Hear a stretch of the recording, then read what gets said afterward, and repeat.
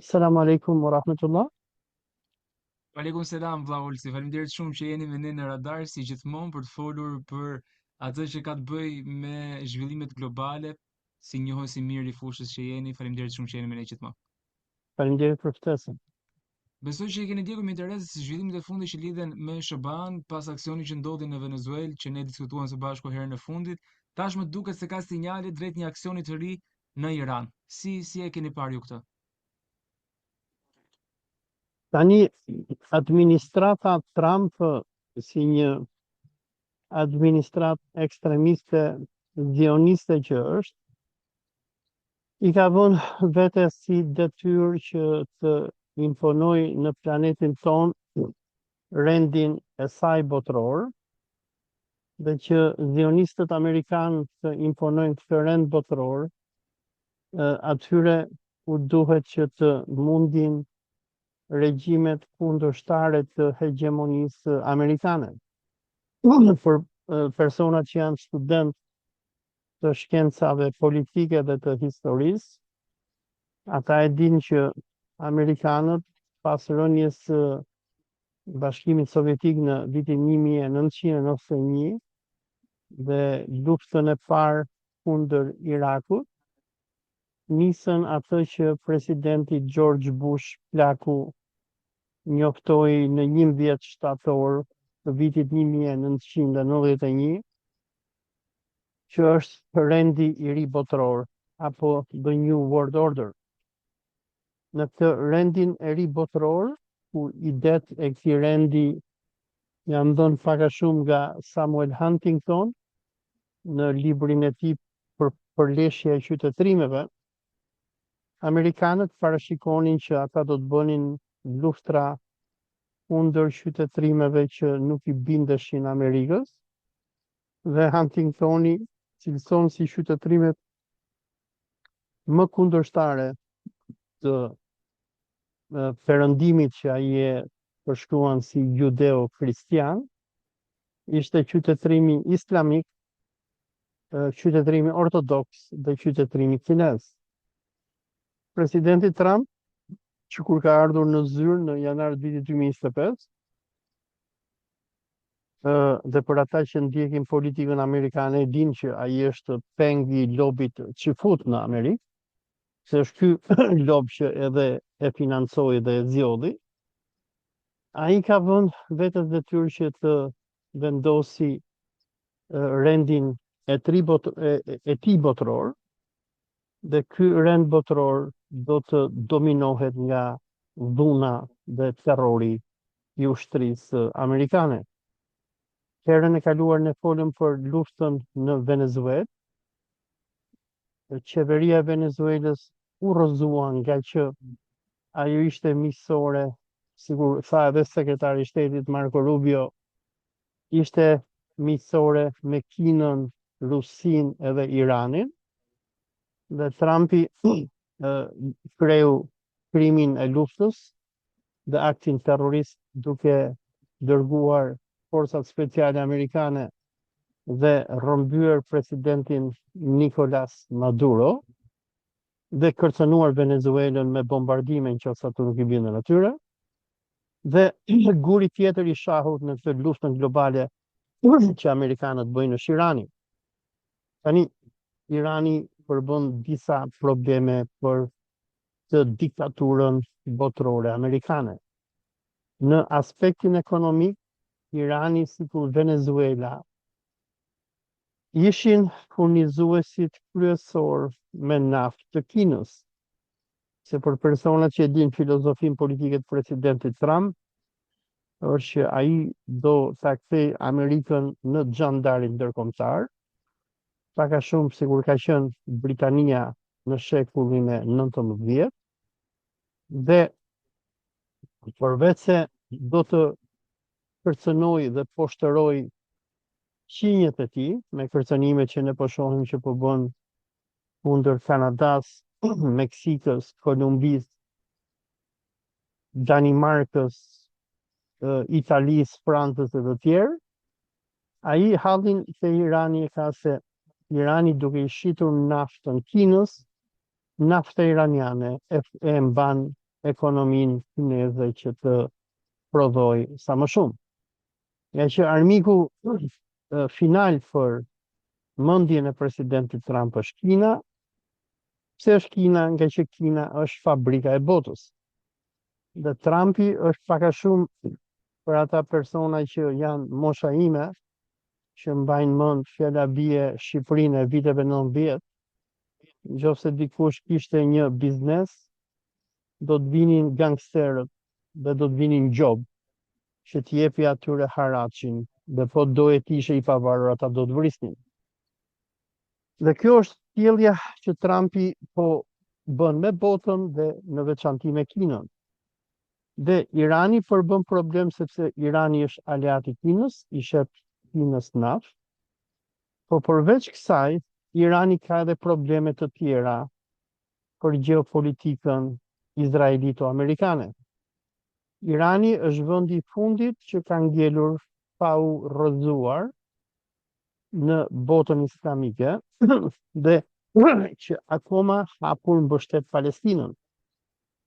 Nëse keni parë në ditët e fundit, pikat që Donald Trumpi dhe sekretari i shtetit katoliku fanatik që del edhe me krysh në ballë, Marco Rubio,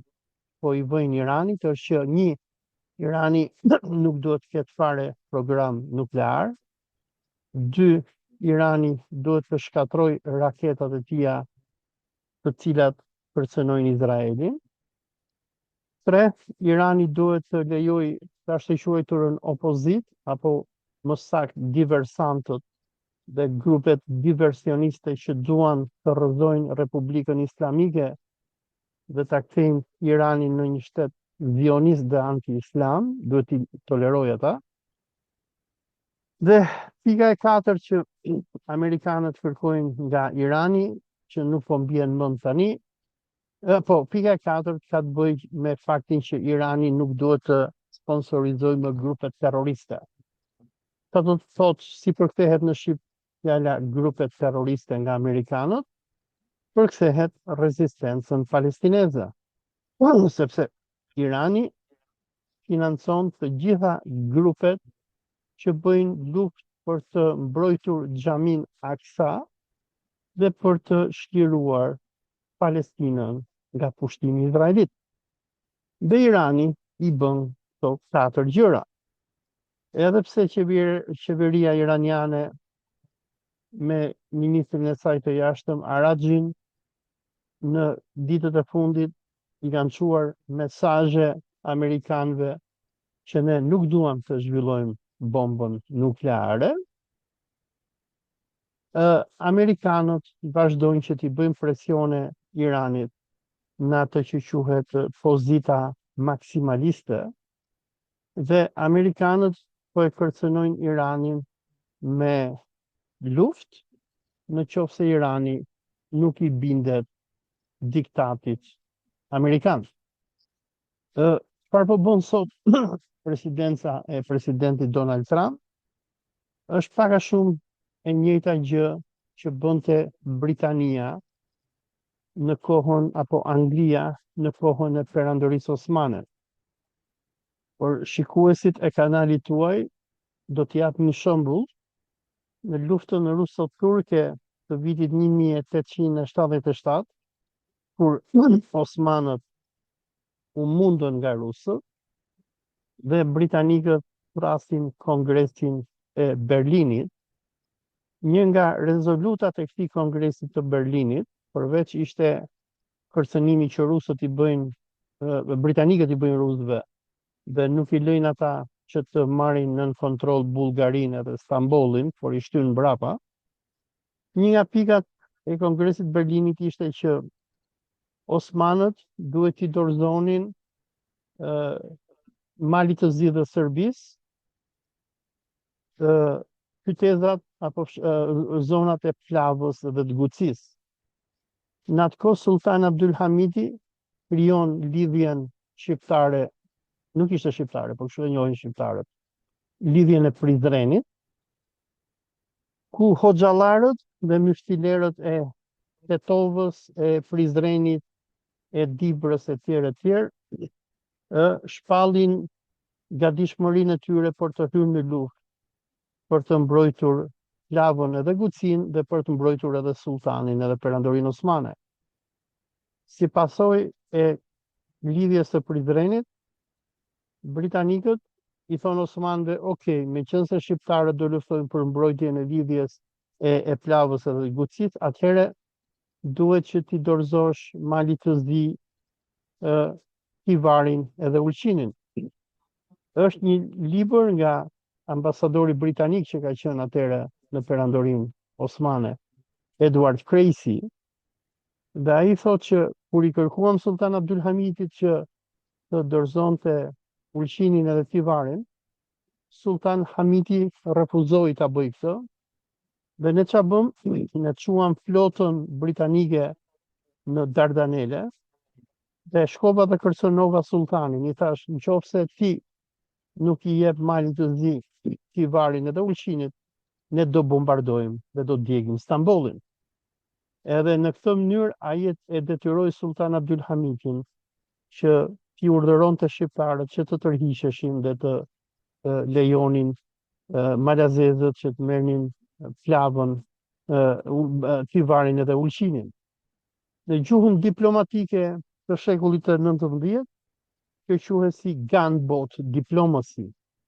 apo diplomacia e luftanijeve. Domethënë, ti nuk na bindesh neve, ne jemi më të fortë se ty, të sjellim luftanijet edhe të bombardojmë ty derisa të detyrojmë që të bësh atë që themi neve. Dhe presidenti Trump dhe zionistët izraelit këtë gjë po mundohen që t'i bëjnë tani Iranit dhe Imam Khamenei, që ju e keni edhe në foton këtu që ne shohim.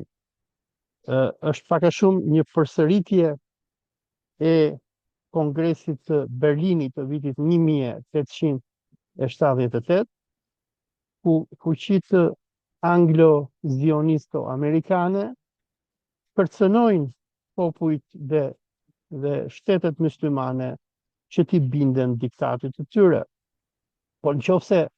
në rastin e kohës Abdulhamidit lufta ishte vetëm për t'i marrë myslimanëve Tivarin edhe Ulqinin, sot lufta është më e thellë, nga që myslimanët janë mundur.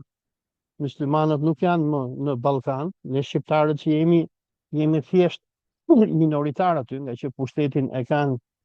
zionistët sikur Edi Rama me kompani të cilët na fusin në përburgje me policinë e antiterrorit për hiset amerikanëve dhe Izraelit. Pra sot nuk bëhet më fjalë për Plavën dhe Gucin apo Tivarin dhe Ulqinin, po bëhet fjalë për Xhamin Aksa, se në të njëjtën kohë kur u kolonizua Kosova, Maqedonia, Greqia e Veriut, shumica e Ballkanit që ishte Osman dhe myslimanët u dëbuan dhe u vranë dhe u masakruan, në të njëjtën kohë britanikët do të marrin nga Osmanët Palestinën, të cilën ata do ta kolonizojnë, por hesapi i zionistëve me Palestinën, edhe pse ata e morën mandatin në vitin 1917, tani në vitin 2026, 109 vite më mbrapa, zionistët izraelit nuk kanë arritur që i mundin ende totalisht palestinezët. Dhe nëse fjala bie në 1878 Sultan Abdulhamiti do krijonte Prizren Itifakën apo lidhjen e Prizrenit, Hoxh Ali Khamenei, që ju keni këtu në foto, ka themeluar që në vitin 2003 atë që njihet si boshti i rezistencës, që mund quhet lidhja e rezistencës së popujve mysliman, lidhje e cila nëpërmjet grupeve të ndryshme militante islamike, sikur Hamasi, Hizbullahi, Houthit, milicite e Sirisë, e Irakut e tjerë, me mbështetjen e Iranit, rezistojnë kolonizimin izraelit. Dhe ajo që po ndodh tani është pak a shumë një nga fazat e fundit të betejës për pushtimin e Palestinës dhe për shkatrimin e xhamit Aksa, betejë e cila nisi në 109 vite më herët,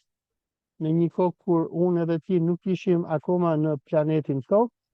por ishim në atë që njihet si Alemul Ruh apo botën e shpirtrave, dhe kjo betejë ka ndodhur në kohën e stërgjyshërve tanë, kur stërgjyshërit tanë Osman luftonin për të mbrojtur kufijtë e derës së Osmanit dhe kalifatin e fundit të Islamit sunit. Qartë, zoti Yazidxhi, po ashtu duket se edhe Irani është kundërpërgjigjur po me të njëjtën gjuhë ndaj SBA-s, duke pasur edhe një stërvitje ushtarake në kanalin e Hormuzit, madje me armë të vërteta është bërë kjo lloj stërvitjeje. Çfarë tregon kjo, duke qenë se dihet që kanali i Hormuzit është teatër i rëndësishëm për tregtinë? Manovrat ushtarake iraniane duhet fillonin dje në datën 1 shkurt, dhe iranianët do fillonin këto manovra në kundërpërgjigje të manovrave ushtarake që amerikanët do bonin me flotën e tyre, por vendet e Gjirit Persik edhe Turqia, të cilat janë të gjitha të trembura nga një luftë që mund ndodhi ndërmjet Iranit dhe SBA-s, i kanë kërkuar amerikanëve që të bëjnë marrëveshje me Iranin dhe mos hyjnë në luftë. Irani do t'i bënte këto manovra si kundërpërgjigje ndaj amerikanëve, nga që sikur ka deklaruar edhe Imam Ali Khamenei, që ju keni këtu në foto, iranianët nuk kanë frikë, biles në një video që faqja e tij zyrtare Khamenei.ir lëshoi përpara pak ditësh, Imam Aliu e krahason këtë betejë që po i vjen tani Iranit me betejën e Uhudit, kur muslimanët ishin të dobët, ishin pakic, u rrethuan nga bandat e qafirëve Kurejsh, megjithatë ndihma e Allahut u erdhi atyre. Dhe Imam Ali Khamenei i ka apeluar popullit iranian që mos të trembet, dhe i ka thënë që ne do luftojmë sikur luftuan muslimanët në betejën e Uhudit me Hazreti Hamzain në krye kundër hordhive të jo besimtarve. Irani nuk ka frikë nga lufta, edhe pse SBA-ja, Izraeli, Britania, Franca, e që në këto momente që ne flasim, në detin Meze dhe detin e Kuq ka anije franceze, britanike, që i kanë shkuar në ndihmë amerikanëve dhe izraelitëve, dhe këto luftanije kanë një arsenal superior në krahasim me atë që ka Irani. Irani sërish është një fuqi madhore ushtarake në lindjen e mesme, sikur tregoi edhe lufta 12 ditore që ndodhi në qershor të vitit 2025. Irani ka mundësi që ta dëmtoj shumë rënd Izraelin, dhe komandantët e ushtrisë iraniane i kanë thënë amerikanëve që në rast se juve na godisni, ne do të kundërpërgjigjemi dhe do djegim të gjitha bazat amerikane që janë në vendet arabe dhe do të rrafshojmë edhe Izraelin. Dhe iranianët, edhe pse nuk posedojnë arsenal nuklear, sikur ka Franca, Britania, Amerika dhe Izraeli, ata nuk i friksohen vdekjes, pasi në filozofinë e ushtrisë iraniane apo e ashtu quajtura garda revolucionare, një ushtri e themeluar nga Imam Khomeini, që ka qenë hoxh i Iranit përpara këtij hoxhës që ne shohim sot, Imam Khamenei. Ata besojnë që shteti iranian dhe ushtria iraniane është ushtria e Imam Mehdiut, dhe në për hadithet e tyre, iranianët besojnë që përpara fundit të botës, që futëria do të mblidhet në Palestinë, do të bëj krime të lahtarshme kundër muslimanëve, por edhe kundër njerëzimit, ama iranianët besojnë që në fundin e kohës Allahu do të zbresi Imam Mehdiun, i cili do t'i mobilizojë muslimanët në luftën kundër Dajjalit. Dhe ka shumë filozofë iranianë që besojnë që epoku ne jemi sot, epoka e internetit, e inteligjencës artificiale, e dronëve, e armëve të tmerrshme që po ndodhin, krimet që Izraeli dhe Amerika po bën në lindjen e mesme. Duhet kujtojmë këtu që pas pushtimit të Irakut, amerikanët vranë mbi 1 milion musliman. Gjenocidi që Izraeli bëri në Gaza, ku në luftën 2 vjetore vrau mbi 100.000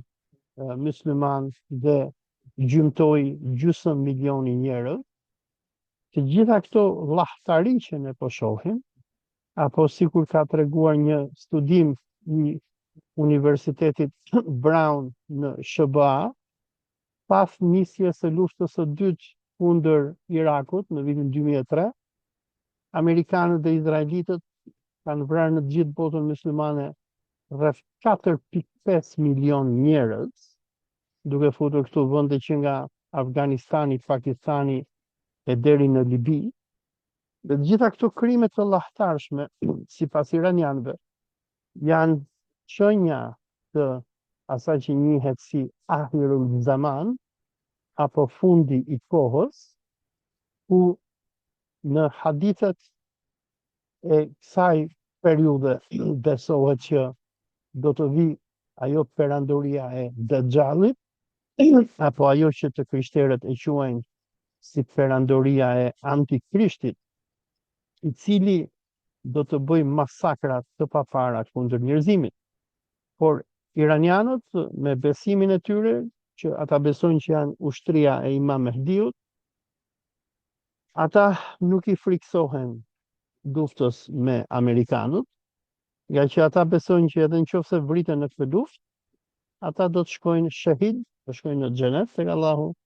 dhe në fund të gjithë këtyre provave muslimanët do të triumfojnë, nga që Imam Mehdiu do t'i udhëheqë ata, dhe me Imam Mehdiun ata do ta mundin Mesihi Dajjalin. Neni 5 i Kushtetutës së Republikës Islamike të Iranit thotë që personi që drejton Iranin, që është lideri suprem, në rastin ton është personi që ne shohim, Imam Ali Khamenei, ai është zëvendësues i Imam Mehdiut. Dhe iranianët besojnë që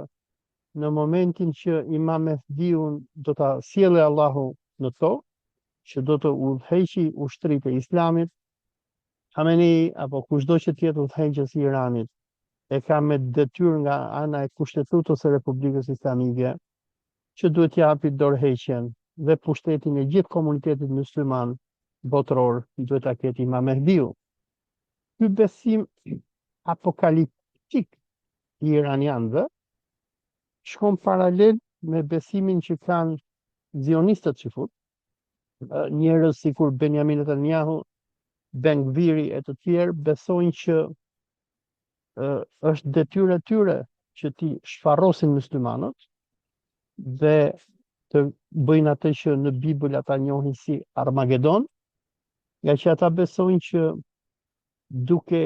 i vrarë në mas muslimanët, Zoti do t'i falit që futët nga mallkimi që ata kanë, dhe do t'i zbresi Meshian apo Mesin, i cili do t'u fali mëkatet dhe do t'i çojë në xhenet. Por arsye pse amerikanët dhe izraelitët duan që ta shkatrojnë Iranin është se në këtë moment kaq kritik për Islamin që jemi sot,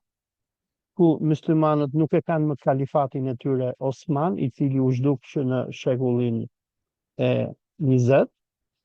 ku regjimet nacionaliste arabe, sikur Libia e Muammar Gaddafit, Siria e Bashar al-Assadit, Iraku i Saddam Husseinit, Jemeni, Sudani, janë shkatruar të gjitha, Zionistët amerikanë dhe Izraelit besojnë që ata duhet që të zhdukin Iranin, të ndryshojnë regjimin në Iran sikur e ndryshuan në të gjitha vendet e tjera myslimane, nga që Netanyahu dhe zionistët kanë si projektin e tyre final shkatrimin e Xhamis Aksa. Për personat që kanë vizituar murin e lotëve dhe Xhamin Aksa, si puna ime, aty në Xhamin Aksa, e cila është kibla e parë e myslimanëve, që përmendet edhe në Kur'an dhe myslimanët në Xhamin Aksa kanë historinë e Israit dhe Mirazhit, kur profeti alayhis salam udhtoi me burakun nga Mekka për në Jeruzalem dhe nga Kudsi për në qellin e 7, ku ai aty u takua me Allahun dhe Allahu edhe e urdhroi profetin Muhammed që ne të falemi. Dhe ndërsa për myslimanët Aksa është kaq e shenjtë, zionistët besojnë që ata duhet ta shkatrojnë këtë xhami, sepse ata besojnë që duke e shkatruar këtë xhami, ata do të ndërtojnë më pas tempullin e Dexhallit apo të Sholomonit. Ata besojnë vetëm duke shkatruar xhamin Aksa, Zoti do të zbresë atyre Meshian dhe më pas ata do të sundojnë të gjithë njerëzimin. Dhe pse duhet zhdukur Irani, nga që si amerikanët si izraelitët e dinë që për sa kohë Irani të jetë një republikë islamike, ata nuk do ta shëmbin dot xhamin Aksa. Nëse ata shëmbin xhamin Aksa, ditën tjetër Irani do ta bombardojë, do ta mbysi me raketa Izraelin. Dhe plani i zionistëve është që, apo më saktë kryeministit të tyre Benjamin Netanyahu është që do ta zhdukim Ayatollah Khamenei, duhet ta zhdukim gardën revolucionare, duhet ta shkatrojmë regjimin në Iran, mundësisht ta fusim Iranin në luftë civile që Irani të përfundoj sikur Iraku kur amerikanët hynë aty në 2003, se vetëm duke shkatruar Iranin, ata do të jenë të sigurt që nuk do ketë më ndonjë fuqi myslimane e cila do t'i ndalojë ata nga plani i tyre apokaliptik që është shkatrimi i Xhamis Aksa, plan i cili sipas besimit të xifutëve ekstremistë do të kulminojë me ndërtimin e një diktature globale nga Izraeli, ku Izraeli do të sundojë mbi gjithë njerëzimin dhe nën atë antikrishtin që do viti o thëjshi ata, Meshian, atëherë të gjithë qenjet e tjera njerëzore do kthehen në sklever të xifutëve. Qartë, por meqense dolet në këtë tematik para disa javësh, ditësh, edhe kryeministri Edi Rama kishte një vizitë të tij në Izrael. Si e komentoni ju?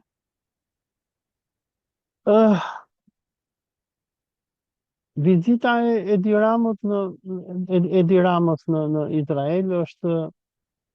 kulminacion i një sër overturash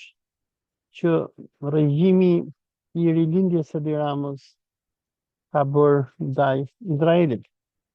Rama që kur ka ardhur në pushtet në vitin 2013, dhe për personat që e njohin Ramën nga afër dhe familjarisht,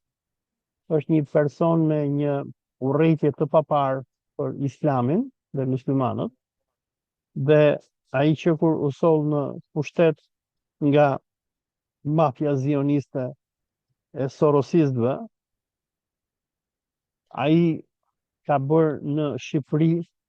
krime të njëpasnjëshme kundër komunitetit musliman. Do të kujtojmë që një vit pasi Rama vjen në pushtet, në 2013,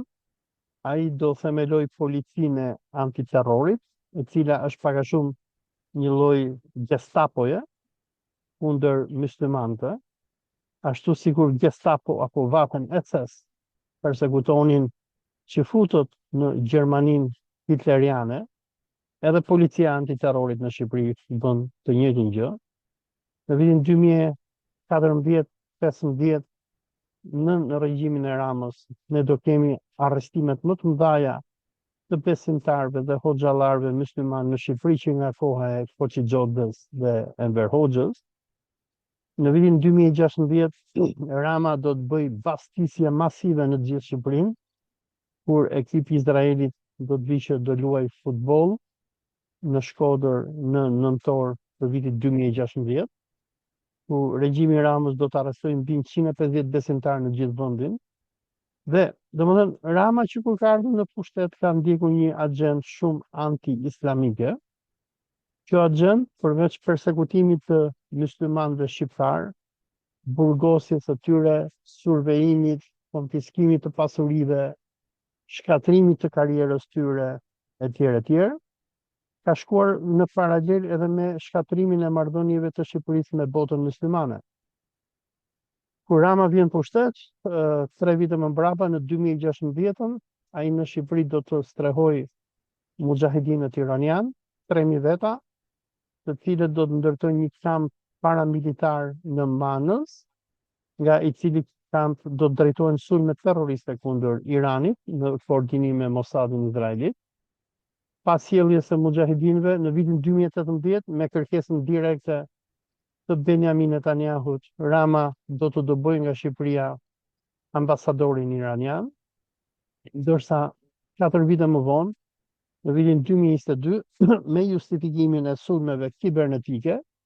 sulme të cilat edhe njerëz afër me Ramën e dinë që nuk i ka bërë Irani, por ndoshta i kanë bërë izraelitët, ai do të përdori sulmet kibernetike si një tjetër justifikim për të mbyllur ambasadën iraniane në vend, dhe Shqipëria do të kthehet në një nga vendet më armiqësore kundër Izraelit. Tani, vizita e Ramës dhe fjalimi që ai mbajti në Knesetin izraelit në datën 27 janar tregoi disa gjëra. Gjë e parë është që Edi Rama nuk është një njeri apo sundimtar i dosdoshëm i Shqipërisë, ai është një agent izraelit. Pritja që Benjamin Netanyahu i bëri në Kneset dhe përshëndetje që ju dha Ramos si nga partia në pushtet që është Likudi, ashtu edhe nga opozita izraelite e Yair Lapidit, tregon që në qarqet izraelite ata e dinë që Rama është një nga aleatët e tyre më strategjik në luftën kundër Islamit. Në fjalimin e tij, Rama gënjeu nga ana historike, duke i thënë izraelitëve që në Shqipëri gjatë luftës së dytë botërore u shpëtuan të gjithë shqiptarët, fakt që nuk është i vërtetë, nga që në Shqipëri në kryeslinge naziste të luftës së dytë botërore janë arrestuar 281 shqiptar që janë çuar në kampet e përqendrimit nga divizioni SS Skënderbej. E dyta, Rama përsëriti atë që ka thënë edhe në nëntor të vitit 2024, kur ai shkoi në OKB dhe i bëri thirrje izraelitëve për tu vendosur në Shqipëri, që është pak a shumë thirrje për kolonizim. E treta, në fjalimin e tij që Rama mbajti si në Kneset, ashtu edhe në Muzeumin e Holokaustit, ai tregoi izraelitëve që Shqipëria, që është nën sundimin e tij, është kthyer në qendrën kryesore të strehimit të atyre që ai quajnë opozita iraniane, por që në fakt janë terroristë iranian, janë mujahidinët e Mariam Rajavit, një organizatë e cila ka bërë krime kundër Iranit, duke vrarë me mira iranian, ushtarak, civil, shkencëtar etj. Dhe kjo ushtria e mujahidinëve për deri në vitin 2003 ka qenë besnike e regjimit të Saddam Huseinit dhe kanë bërë edhe krime në Irak, duke vrarë me mira arab edhe kurd. Por Rama u përmendi izraelitëve faktin që Shqipëria strehon mujahidinët, për t'i treguar izraelitëve që unë për juve jam duke bërë çdo gjë. Ai përmendi edhe faktin që mbylli ambasadën iraniane, dhe të gjitha këto fakte që ai ja prezantoi publikut izraelit në prezencën e Benjamin Netanyahut, i bëri për t'i thënë izraelitëve që shikoni, unë jam aleati juaj më besnik, unë nuk e pyes fare, s'du ta di fare për shqiptarët, që janë një popull me shumicë muslimane. Unë e kam futur Shqipërinë në luftë me Iranin për t'ju bërë qefin juve, dhe për personat që pan fjalimin e Ramës në Knesetin izraelit, kur ai bënte të prezantim para deputetëve të Shifut dhe Benjamin Netanyahu, ati i merrej zëri dhe i dridheshin këmbët. Pse i dridheshin këmbët dhe i merrej zëri Ramës? Është që Rama e di që sot perëndimi që ne shohim, Amerika, e cila ka në dorë jetën e Ramës, që mund ta burgosi atë sikur burgosi kryetarin evangelist të Bashkisë së Tiranës, Lalierin, ku Lalieri ka qenë më zionist se sa Rama. Domethënë, ai në fjalimin që mbajti në Knesetin izraelit, i ofroi shqiputrisë ndërkombëtare që ta djegi gjithë Shqipërinë, vetëm e vetëm që izraelitët ta mbështesin atë, të influencojnë te Trumpi. Edi Rama ka qenë armik i Trumpit përpara të vinte Trumpi në pushtet, dhe ai i tregoi izraelitëve që ai do ta bëjë Shqipërinë kurban ndaj Izraelit, do hynë luftë jo me Iranin, po me gjithë botën, vetëm që t'i bëjë qefin Izraelit, dhe në shkëmbim të marri mbështetjen izraelite, ashtu si kur kanë diktatorët fjallabie të Arabisë Saudite apo Emirateve Arabe, të cilat i mban në pushtet Amerika. Në përgjigjen që Benjamin Netanyahu bëri ndaj fjalimit të Edi Ramës në Kneset, ai i apeloi izraelitëve që të fillojnë edhe të vizitojnë Shqipërinë, përmendi faktin që vizitat e turistëve izraelit ndaj Shqipërisë janë rritur në 800%. Dhe çfarë do thotë kjo gjë? Kjo do thotë që faktën kjo është mënyra se si shumë analistë janë duke lexuar këtë zhvillim. Rrezik duhet kemi ndonjë fakt sekret ndërmjet regjimit të Edi Ramës me Izraelin, ndoshta për ta kthyer Shqipërinë në një Palestinë të dytë. Kur britanikët bën me zionistët në vitin 1917 deklaratën e Balfurit, popujt musliman nuk e dinin se çfarë po bëhej me ata. Në atë kohë ishte lufta e parë botërore, arabët ishin mashtruar nga anglezët, të cilët me Laurencin e Arabisë bindën Sherif Husseinin, që ishte bashkiaku i Mekës, e bindën atë që t'i bindi arabët që të hynë në luftë kundër turqëve, duke u premtuar arabëve që nëse juve luftoni me ne kundër Osmanëve, ne do t'u japim juve një kalifat arab. Ndërsa arabët në atë kohë luftonin kundër turqëve, në anën tjetër britanikët dhe zionistët kishin nënshkruar faktin sekret apo deklaratën e Balfurit, ku britanikët i premtuan qifutëve që do t'u jepnin atyre Palestinën. Dhe edhe në këto momente kur ne shohim Edi Ramën, i cili është kthyer në një nga personat më të rëndësishëm të zionizmit ndërkombëtar, ku ai i ka falur apo më saktë po i fal familjes Trump ishullin e Sazanit, ku ai u mburr në Knesetin izraelit që thoshte problem armë vetëm nga Izraeli, ku ai haptas i thot izraelitëve hajde dhe vendosuni në Shqipëri, dhe duke ditur edhe faktin që në planet e zionizmit ndërkombëtar, kur ata nisën kolonizimin e Palestinës, në qoftë se çifutëve nuk do t'u heste projekti për kolonizimin e Palestinës, ata kishin projekt për të ndërtuar kolonitë e tyre ndërmjet të tjerave në Argjentinë, dhe një projekt ishte edhe në Shqipëri. Dhe në një kohë që Izraeli nuk e ka të sigurt mbijetesën e tij, nga që ata nuk e dinë se si do të shkojë lufta e tyre me Islamin, edhe me Iranin në veçantë. Unë besoj që izraelitët ndoshta, ashtu sikur në vitin 1897, kur bën kongresin e parë zionist në Basel të Zvicrës, dhe kryetari i tyre Theodor Herzl shkroi librin Der Judenstaat, apo Shteti Çifut, dhe nisën të projektojnë planet e tyre për shkatrimin e perandorisë osmane dhe kolonizimin e Palestinës. Allahu na ruajt, por ndoshta zionistët mund kenë ndonjë plan të ri, ndoshta për kolonizimin e Shqipërisë, ndoshta për dobimin e shqiptarëve dhe kthimin e Shqipërisë në një Izrael numër 2. Dhe një pyetje të fundit do të jetë që jemi në një luftë të tretë botërore apo në një luftë të ftohtë? Bota në këtë momente është në fillimin e luftës së tretë botërore. Bota sot i ngjan pak a shumë Evropës së vitit 1939, në një kohë kur Italia fashiste kishte kolonizuar Etiopinë, në 1939 në prill do pushtoi Shqipërinë dhe në 1938-39 Gjermania do pushtonte Çekoslovakinë, aneksonte Austrinë dhe në prill të 1939 do ndante Poloninë me Bashkimin Sovjetik dhe periudha, domethënë situata e sotme globale duket fiks viti 1939, kur fuqitë botërore janë duke pushtuar vendet fqinj,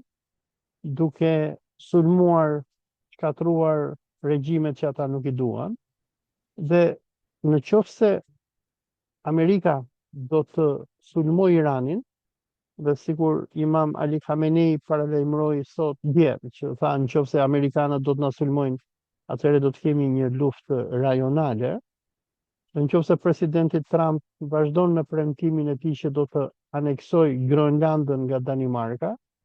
atëherë unë mendoj që këto dy lëvizje nga amerikanët ndoshta do të çojnë në fillimin e një lufte e cila do transformohet nga një luftë rajonale, se në këto momente kemi luftë me Iranin, luftë kundër Libanit, kundër Palestinës, Sirisë, Yemenit e tjerë, sikur kemi edhe luftë ndërmjet Rusisë edhe NATO-s në Ukrainë. Po në rast se amerikanët do të sulmojnë Iranin dhe në rast se amerikanët do të aneksojnë edhe Groenlandën, ne mund të shohim për shkallëzimin e luftës dhe kthimin të një lufte botërore ku